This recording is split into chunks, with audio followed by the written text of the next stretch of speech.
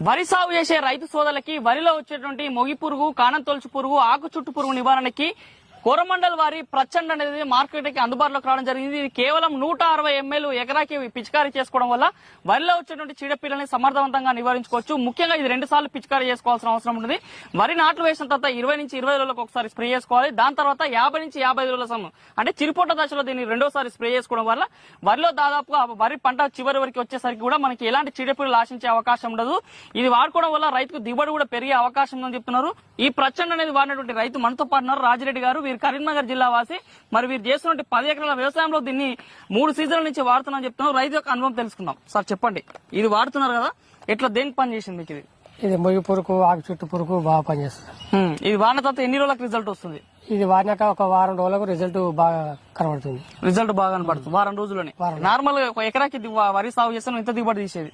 అది వరకు 27-28 క్వింటాలు వచ్చేది మాకు. సన్న రకమా దొడ్డు రకం? సన్న రకం. సన్న రకం. ఓకే, ఇప్పుడు ఈ ప్రచండ్ 3 సీజన్లకి వెళ్ళి వాడుతున్నాం కదా, ఈ పిచికారీ చేసుకున్న తర్వాత దిగుబడి పెరిగిందా?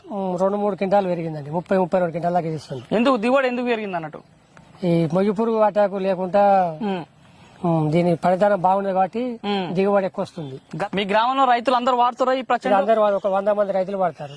మీ గ్రామంలో? మా గ్రామంలో 100 మంది రైతులు ఈ ప్రచండే వాడతారు. 3 పసల బట్టి ఈ ప్రచండ్ వాడాలనుకుంటే మీ దగ్గర ఉన్నట్టు ఏ పెస్టిసైడ్ దుకాణంలో కూడా ఇది అందుబాటు